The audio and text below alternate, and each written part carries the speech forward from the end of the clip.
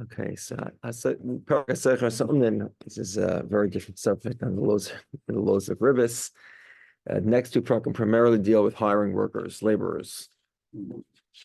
What are the obligations? The way Hasechos Omnin begins is what happens if somebody changes their mind. So you hire somebody for a job. There's obviously two ways to hire them. You can hire them on an hourly or daily basis. You can also hire them on a job basis. Okay. Project. Yeah. So typically an uman is paid by a job. An uman is like a professional, a tradesman. And then there's a poyel. A poyel is a day laborer. So the guy hires these tradesmen. The hitu zaza, and they tricked each other. And we'll have to explain how they tricked each other. But whatever the trick was, ein lahem zel el tarumas. The only thing that they have is that they're sort of entitled to be upset. There's no financial recourse. We'll explain the details. Sachar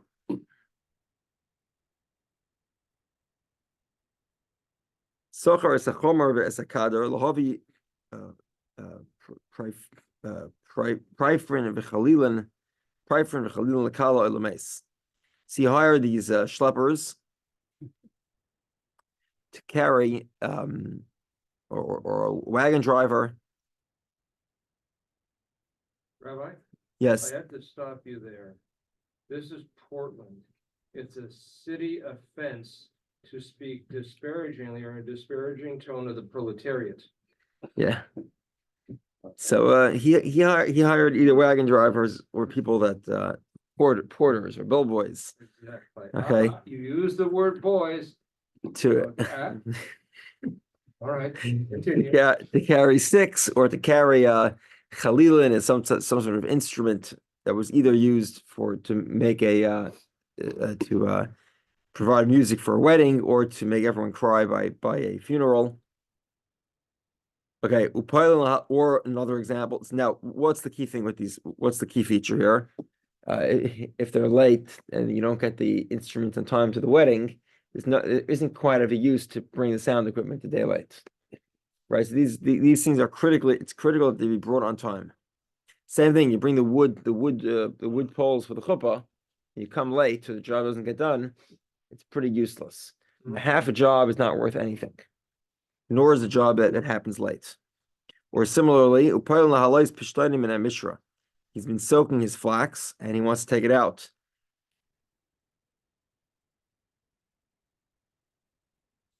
Now, apparently, this has to be done immediately. Otherwise, the flax will get ruined. The kollel or anything else that must be done immediately. And the workers change their mind. So makom she'ein sham adam, where it's difficult to hire new workers. So either he can use their salary to pay for the workers, meaning that they're not entitled. So let's say they did half the job, and now the remaining half a job is going to cost 3/4 of the total job. So basically the first workers get 1/4, and the second workers get 3/4. Or he could trick them. The Gemara will say how to trick them. Basically, you promise them more than you promise them an additional bonus. You don't give it to them.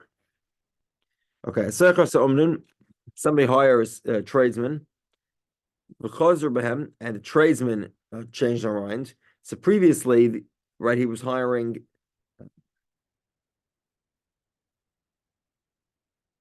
these bellboys and wagon drivers. They appear. They're poilim, but they're hired by the job, right? They're regular workers. They're not tradespeople. They're lower level. But they're hired by the job. Over here, we're talking about a Seichos Omnin. These are tradespeople. You hire a mechanic to fix the car, and he does half the job. And then he decides to stop. Yodam al Tachtoina, he has his hand is on the bottom, meaning he has the weaker hand of the deal. Okay, what does that mean? Okay, we'll explain in the Gemara. Basically, you evaluate the benefit and the cost. So if the mechanic was charging, for his labor at whatever rate, $100 an hour or something, and it took him 4 hours to do the job, plus a little bit of money in parts or something. So now we evaluate. Was there has the car increased in value because of it? Now, if the car has increased in value more than the labor that went in, so then we say that you get the labor. And if the opposite is true, it's gone up minimally, presumably because you didn't finish the job, over the value of the work, then we say that you get the increase in value of the car over the expense of the work, which is the lower of the two.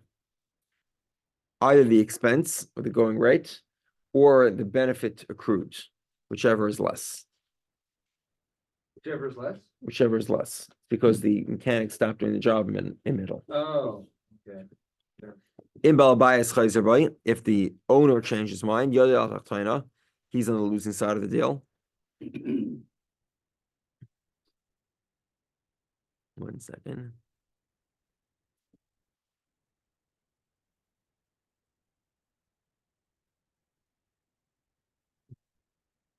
Okay, basically what you give them is what does it mean the owner has a lower hand of the deal? It means you pay the workers exactly the value of their labor as a percentage of the total the total promise. So let's say they did 75% of the work and you promised them $1,000. You give them $750. Moreover, let's say labor has become cheaper. Then what you would do is you would pay them the full 1,000, subtracted by the amount of labor it would take, the cost of the labor to finish a job. So if labor decreased, now the remaining quarter of the work would only cost $150. You'd give the workers $850.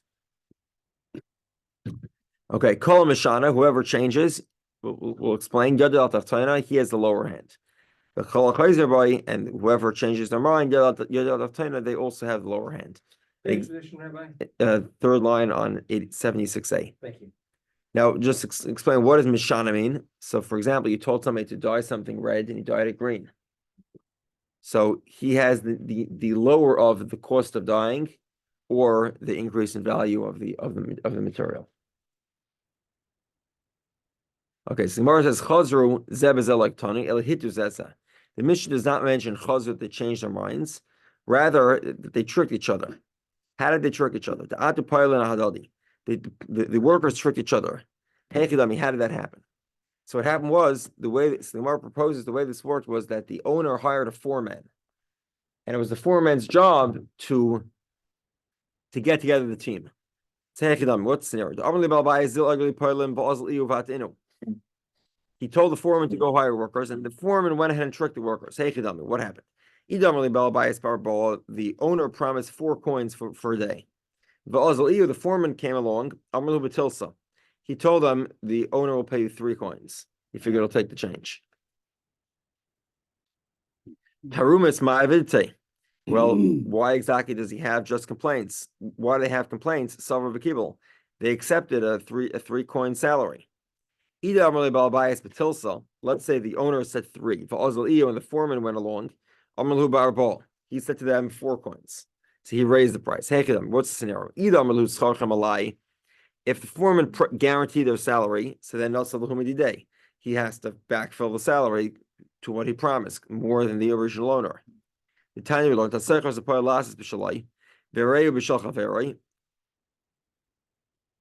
guy hires workers to work his own property. The problem was he pointed the workers over to his friend's property. So, right, so they're supposed to harvest his field, and instead, under his own instruction, the owner's instruction, they harvested the owner's neighbor's field. Now, there's a general principle called mahana. We spoke about this a few times. Sometimes it's called mishtarshing. In this case, the owner of the second field has to pay for the benefit. And that means if the guy has a combine, then I guess the benefit is like the amount of gas he saved on the combine, right? It's fairly minimal, right? But if he doesn't, he would have had to hire workers anyway. So then he has to pay what roughly speaking, what it costs to hire workers to cut a field. Make sense? Okay. Now over here, under the instruction of the owner's own workers went ahead and cut the neighbor's field. So the owner has to pay the workers a full salary. And then he goes to his neighbor and he says, because you have to pay me the amount that you benefited from this labor that I paid for, which could either be a large amount or it could be minimal. Really? For real? What's the question? Okay. This obviously is presuming that there was benefit. If there was no benefit, you wouldn't have to pay. Okay, wait, the guy the other field, they didn't ask the guy with the workers to go or spill over and improve his property, did they? Correct. No, we didn't. Well, there's nonsense. Why should Why he should pay I have to anything? pay this joker? So again, if he was going to hire workers anyway, and now he's saving that money, then he has to pay for it. That's called mahana mishtar or mishtarshi. Yeah, the general rule is as follows: if you're in the market to rent an apartment and you go find your friend's apartment that's also up for rent, and you secretly squat in the apartment, you're obligated to pay for it. Okay. That would be Send different. the raised eyebrow emoji, and then I'll let you get on with it. That would be different, by the way, if the apartment wasn't up for rent or the squatter was a hobo. That would be in a different category. But in a case where someone is expecting to pay a certain payment and somebody does the work for you, you have to pay him the sort of minimal market rates. Okay. So Gemara says, the scenario is where he said the payment is for the Baal Bias, for the original owner.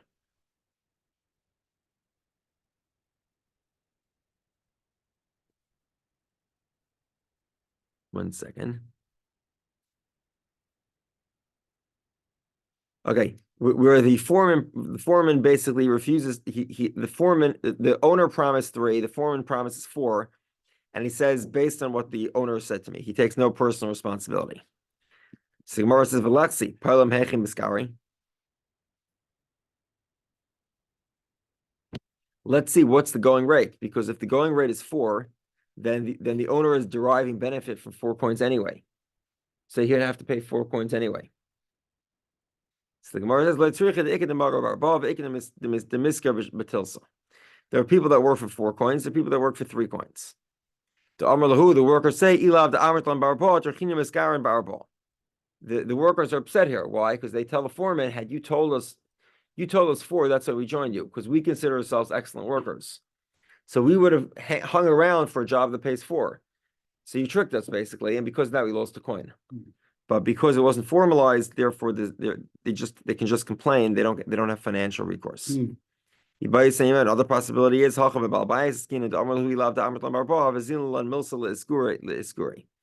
another possibility is that these workers are not just workers; they also have their own fields. So they're willing to get hired out if you pay them well.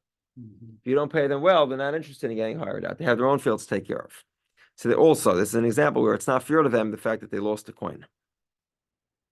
We're talking about regular laborers. Another argument is, because you're paying us a lot, we do a good job. So let's see if they did a good job or not. Let's look at the work. Gemara says, Berifka.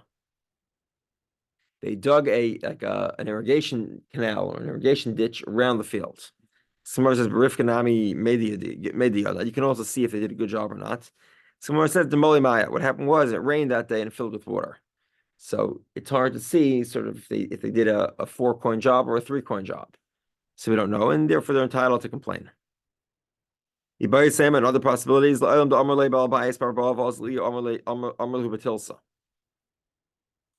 another possibility is that the owner said 4 and the foreman said 3. The foreman decreased the price. And that you said, well, look, they accepted it. The Amrilay, one second. Lesloch al timna toiv mi balav. Don't withhold good from someone who it's coming to. So they're entitled to complain to the foreman for decreasing their salary. Says in our Pshita, let's say the owner says 3 coins and 1 second.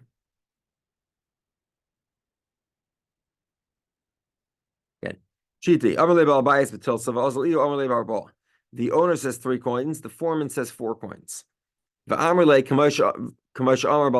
workers say, no, we don't trust you. We'll go with whatever the owner says. That's not to say that they think the owner said less. It's because they think the owner said more. That what they're considering is that the owner offered more. Let's say the owner says 4, the foreman says 3. They say like the owner said.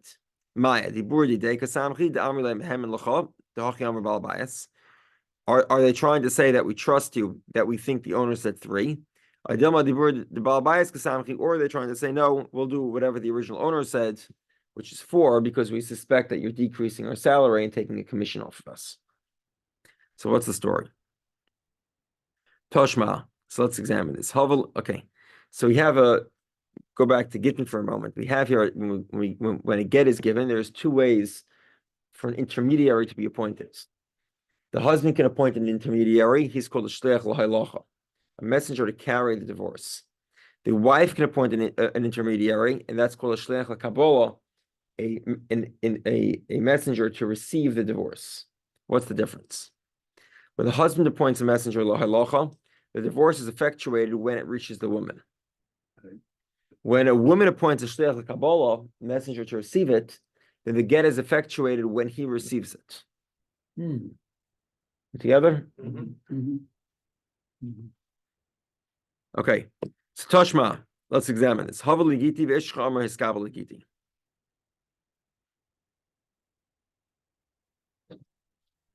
Okay.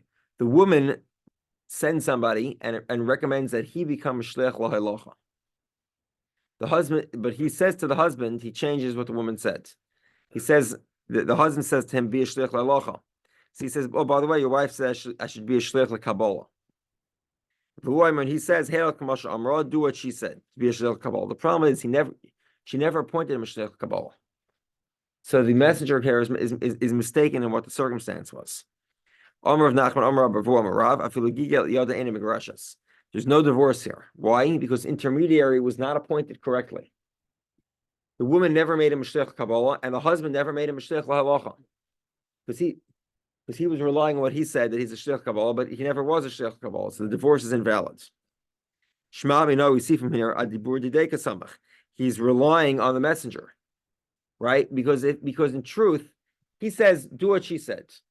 But what she said was a shliach l'halacha. So if he actually meant do what she said, then, even though he doesn't know what she said, then what should happen here is that the divorce should be valid when it reaches the woman, like every shliach l'halacha. A shliach to carry, a shliach of the husband.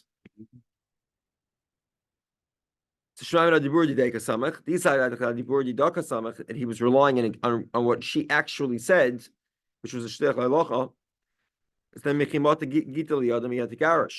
Then the husband should still be appointed as sort of a messenger of the husband. The shliach should be a messenger of the husband, in which case the divorce is valid when it gets to her.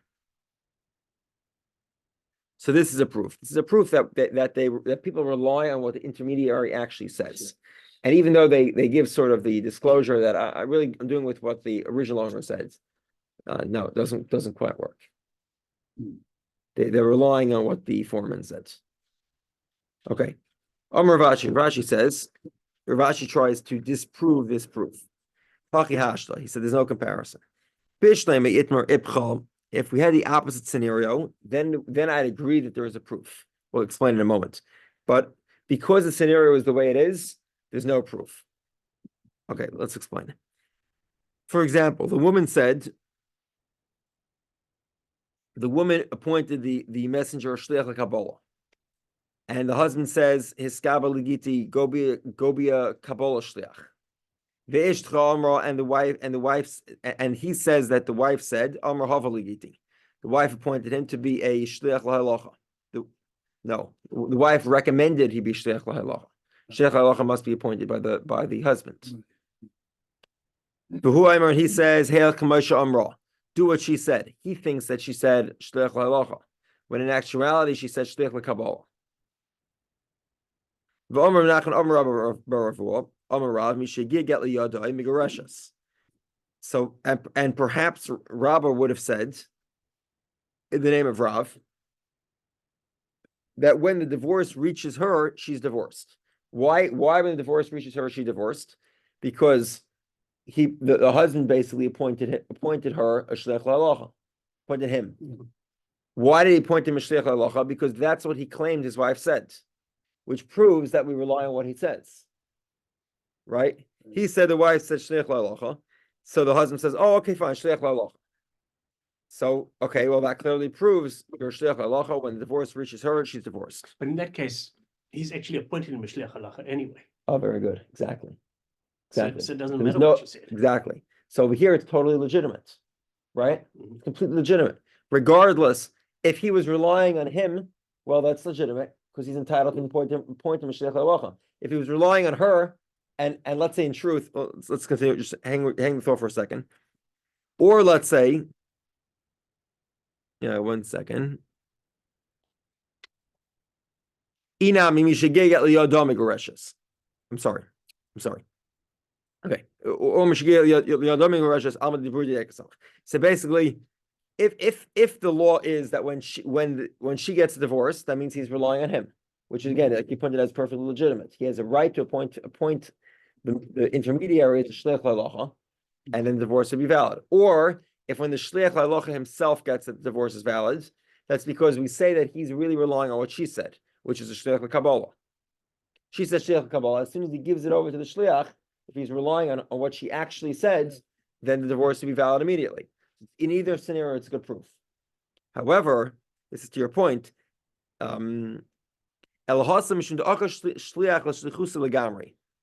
But in the scenario where we had the opposite scenario, where she recommends he become a shliach la'alacha, and he says he's actually a shliach l'kabbalah, he's fundamentally messing everything up, because she doesn't have a right to appoint him a shliach la'alacha, and he doesn't have a right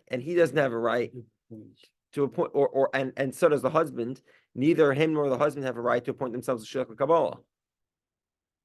So they're fundamentally disobeying the purpose of the shlichus.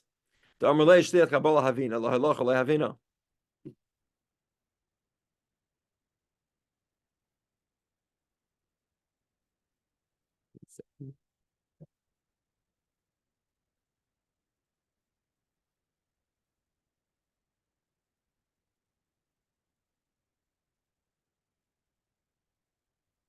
Okay.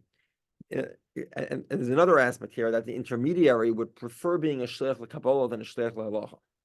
Why?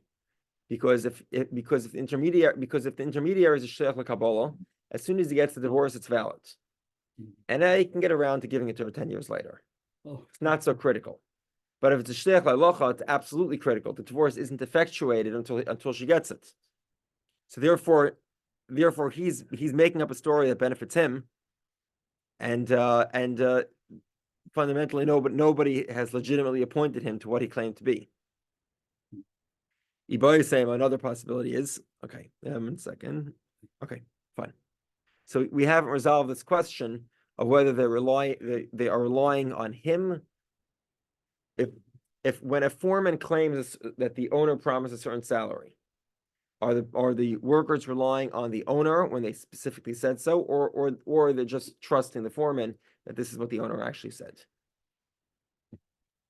Okay, now going back to the original question, what does the word hitu mean?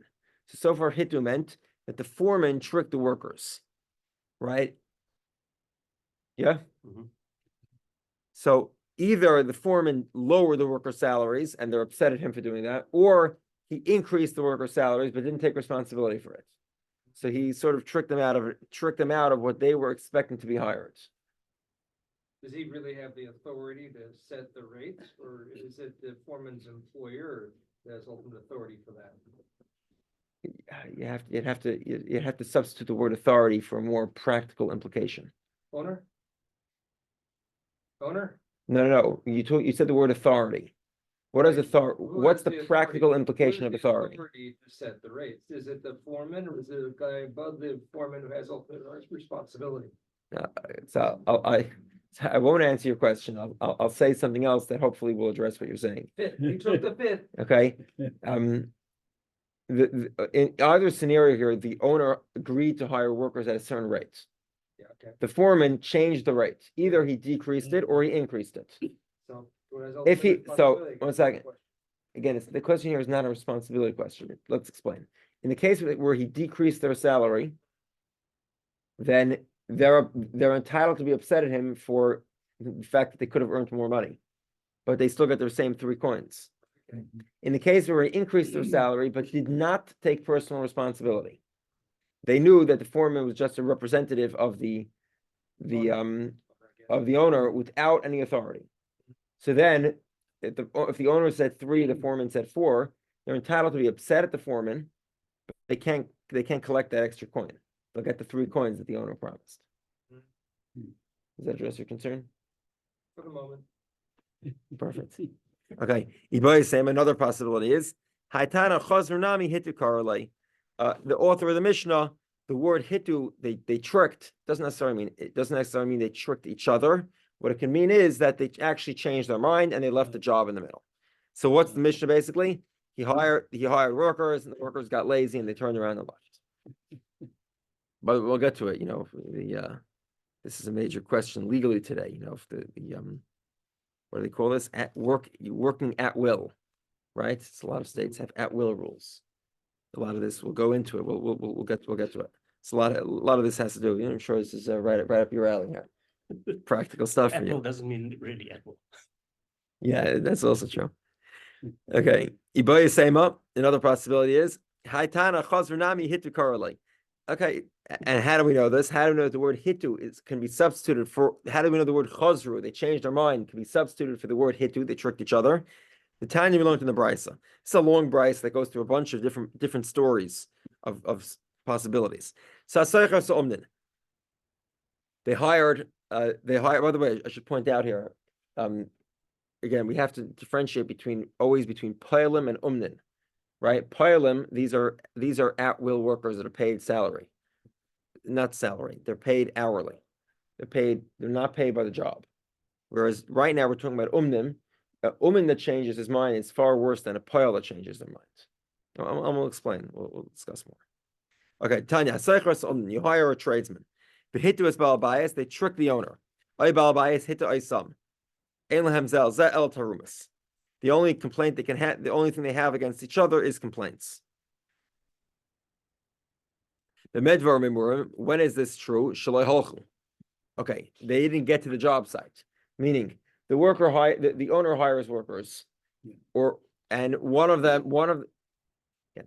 owner hires tradespeople for a job, okay, to cut the field, and then the owner decides, you know what, I think I'm going to wait a month. It's not yet dry. So the owner does not have to pay them. They don't have, and the same thing is true the other way. If they decide not to show up for the job, they don't get paid and they don't have to pay the owner. But let's say they got let's say he hired porters, okay, and they get to the job site, and guess what? There's nothing there. There's nothing for them to carry. Or they get to he hired them to cut the field. And they get to the field and it's wet, it's moist. It's not in position to be cut. Okay, so then you have to give them their full salary, but with a catch.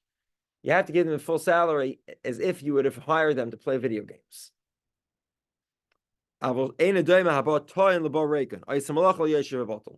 It's unfair to pay them their actual full salary because they would have accepted a discount on their work for basically doing nothing. As they get to the field, so the rest of the day, what happens? They don't do anything for the rest of the day, which is easier than doing something. So he has to pay them for their salary minus the discount they would have given to do an easier job. Easier job meaning no job at all. Just to sit and play video games. Okay, but when is this true? This is all correct if they haven't started working. If they started working, then you evaluate what they did. Kiblu Kamma liktzer b'shnei slom. They accepted that they would cut the field for 2 coins. Katzur chatzia v'niya chatzia. They cut half the field, they left half the field behind. Or beged lerag b'shnei slom. They agreed to weave a garment for 2 coins. Argu chetziav, they weaved half the garment. V'hinichu chetziav, and they left half of it behind. Shaman lahen es masha also, you evaluate how much work they put in. One second. Okay, you evaluate the work they put in. Hayav shisha dinarim. Nice. One second.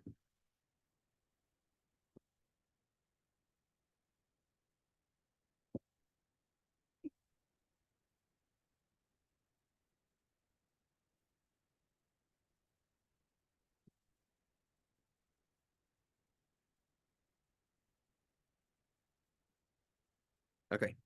One second.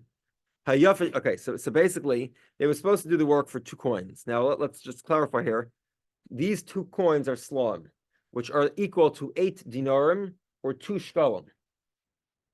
Now it turns out that half the job wasn't worth that much. Remember, he promised them 2 coins, 8 dinarim. Now it's going to cost them another 6 dinarim to finish a job. So it doesn't make a difference.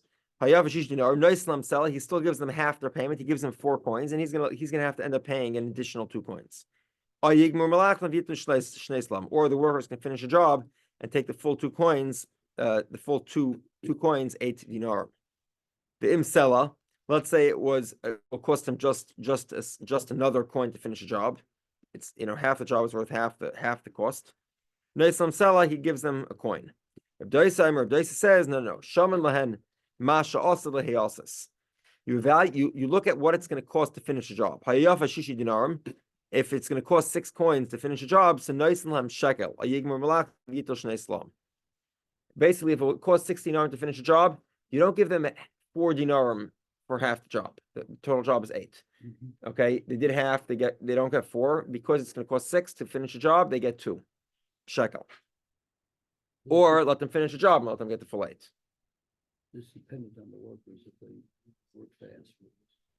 No. So no, it's dependent on the market. It's a question of working backwards or working forwards. Oh. So in other words, if the market is now saying that half the garment is going to cost 6, which is more than this could be for multiple reasons. This could be the prices went up, or it could be that a smaller job you get more per job. So now you only want half the garment, so it's not going to be half 8. It's going to be 6. It's going to be a premium for a smaller job. So I mean, basically what you're saying is working the one way, the person that contracts the job carries the full burden of the cost. The other one is the person that commissioned the job pays the original value of the cost, and the difference is eaten by the original workman who. Right. So in the second opinion is exactly what we learned in the Mishnah. It's what we call Yodel al-Tachtaina. He has the lower hand here. He's going to get his salary, but only maximally in proportion to what he did. So he worked 50%. The most he'll get paid is 50%, 4 coins. But minimally, minimally meaning the cost of what he expected minus the additional cost now for the rest of the workers. So that in this case, if the additional workers are 6 coins, he's only going to get 2 coins. Two dinar, which is what we saw in the Mishnah. The other opinion doesn't go with this. The first opinion we saw here, they say no. The owner basically has to eat the loss, and they get paid for working 50% of the job. They get 50% of what they were promised. Okay. The medvar and what is this? True, b'davar she'ein ovid. In something that doesn't, it's something it's not a davar ovid, meaning it's not going to be wasted. Aval b'davar ovid, but in something that where the loss is imminent. Seicher lein aymaton. You can hire from their wages, or you can trick them. Kates and Matan, how do you trick them? I promised you a seller for 4 dinarim. You know what? If you finish a job, I'll give you a 4 coin bonus. And he doesn't have to give them the bonus. He promises them the bonus and doesn't give it to them.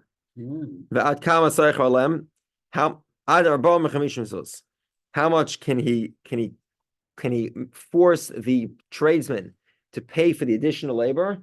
Up to 40 to 50 zuz. So at this point of the Gemara, by the way, it appears that it's not just a loss from the effort he put in, but it's actually a loss from his personal assets. Right? The mechanic stops working in half the job, and now it's going to cost you even more money. The mechanic has to eat the loss. He has to pay you for that difference. When is this true? Bisman she'ein sham paylam lisker. Al yesh sham paylam lisker v'omar tzei schar me'elu en le'alein el tarumas. This is all true when it's difficult to find additional workers. Like we've been seeing, it's been more expensive. It's harder to get. That's why you have to trick them. But if it's easy, then you might be then go hire those workers. And the fact that the guy changed his mind in the middle of the job, en le'alein el tarumas, you're entitled to be upset, but you have no financial recourse. We get to this 50, maybe 50 zones. So basically, it's $1,000 mechanic job. Okay.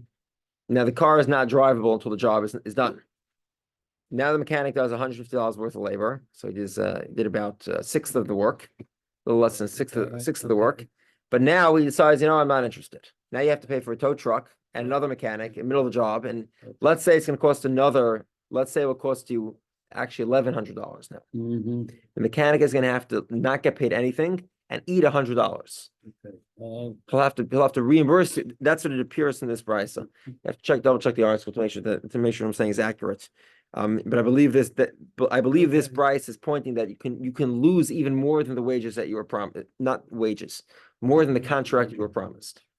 Okay, and we'll continue tomorrow. We'll learn more about this. How much you get paid, how much you have to lose from changing your minds.